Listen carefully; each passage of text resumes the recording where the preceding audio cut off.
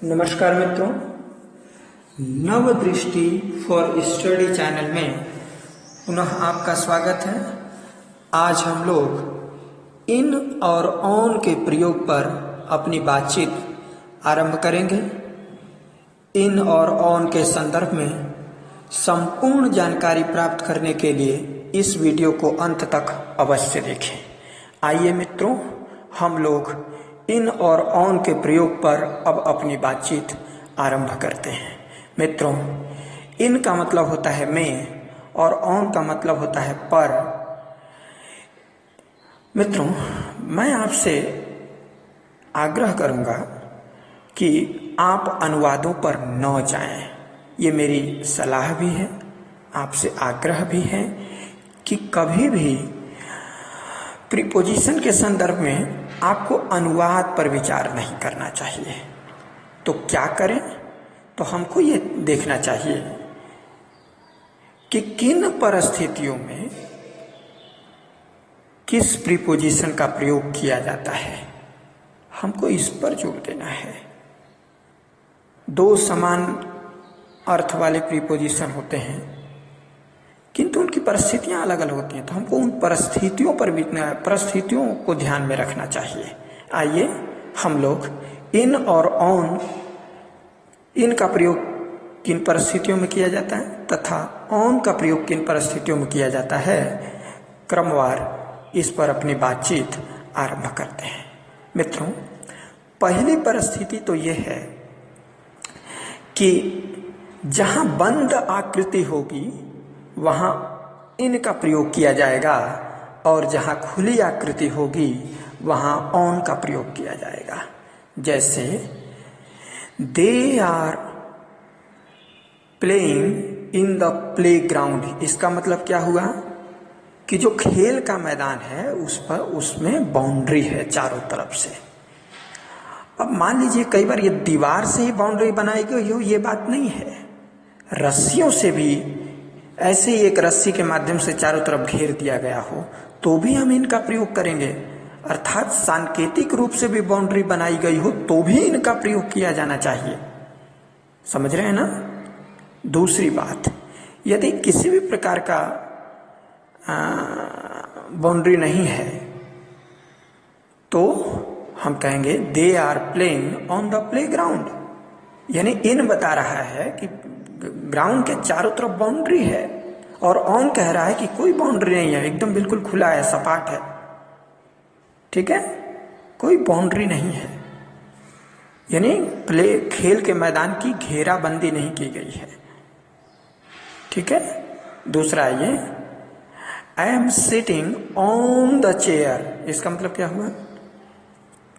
जिस चेयर में हत्था लगा होता है तब हम लोग इन का प्रयोग करेंगे। हाथ रखने के लिए रखा होता है ना, दोनों तरफ बना होता है, तो यदि हाथ रखने वाला बना हुआ है तब हम इन का प्रयोग करेंगे, और हाथ रखने वाला नहीं बना है तो ऑन का प्रयोग करेंगे। देखिए वाक्य से हमें पता लग जाएगा कि कोई व्यक्ति किस प्रकार की चेयर पर बैठा है। देखिए, I am sitting in the chair और I am sitting on the chair. In the chair का मतलब क्या हुआ कि वो ऐसे चेयर बैठा है जिसमें हत्था हाथ रखने के लिए बना हुआ है। और ऑन क्या बता रहा है कि ऐसी चेयर पर बैठा हुआ है जिसमें हाथ रखने के लिए नहीं बना हुआ है। इसी तरह से एक वाक्य और ले, he is laying on the bed. ठीक है, अर्थात उस बेड आप जानते हैं घेरा वाला होता है और एक जो वैसे खुला होता है।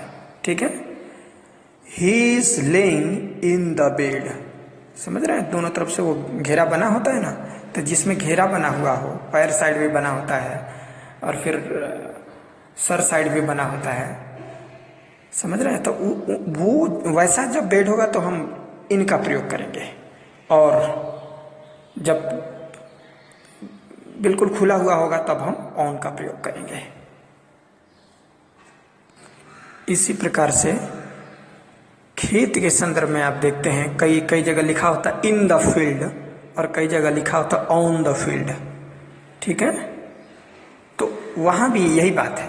इन क्या बताएगा हमको कि उसकी घेराबंदी की गई है बांस वगैरह लगा करके और रस्सियों के माध्यम से, ठीक है। और इन बताता है कि इस तरह की किसी भी प्रकार की कोई घेराबंदी नहीं की गई है। कई बार ऐसा होता है कि जो चारों तरफ मेड़ बने होते हैं वो बहुत ऊंचा ऊंचा है चारों तरफ से, तो भी हम इनका प्रयोग करेंगे कि वो भी घेराबंदी को सूचित करता है। देखिए संकेत किया जाना चाहिए, ठीक है। सांकेतिक रूप से भी, जैसे रस्सियों का आप देख रहे थे, तो उसी तरह से समझ रहे हैं। तो खेतों के संदर्भ में यह है कि बांस वगैरह के माध्यम से घेराबंदी की गई हो, रस्सियों के माध्यम से की गई हो, किसी भी प्रकार से घेराबंदी की गई हो तो हम इन का प्रयोग करेंगे। और इस प्रकार से कोई घेराबंदी नहीं की गई है तब हम लोग ऑन का प्रयोग करेंगे। देखिए मेड़, चारों तरफ से एक मेड़ बना करके भी घेराबंदी की गई होती है, तो वो बहुत नीचे तक है तो कोई बात नहीं, ऑन का प्रयोग किया जा सकता है। उसकी कितनी ऊंचाई है, किस तरह से, हमको इस पर निर्भर करता है। लेकिन समान रूप से आप कर भी सकते हैं। कई बार बहुत ऊंचा ऊंचा होता है, चारों तरफ से घेरा होता है।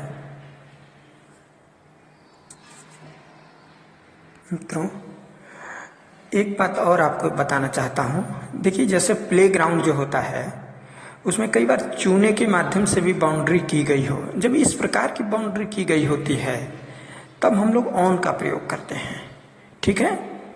इसी प्रकार से खेत वगैरह के संदर्भ में सामान्य तौर पर मेड़ वगैरह तो बनी ही होती है तो हम लोग वैसे में ऑन का ही प्रयोग करेंगे। किंतु बांस वगैरह या रस्सियों के माध्यम से, किसी सहारे, किसी के माध्यम से यदि घेरा बनाया गया हो, है ना, तब हम इन का प्रयोग करेंगे। मित्रों इन और ऑन के संदर्भ में इस वीडियो में इतनी ही बात है। नेक्स्ट वीडियो में जो इससे भी बहुत महत्वपूर्ण होगी, इन, ऑन और एट के प्रयोग के संदर्भ में हम लोग जानकारी प्राप्त करेंगे। इस वीडियो में बस इतना ही। बहुत बहुत धन्यवाद।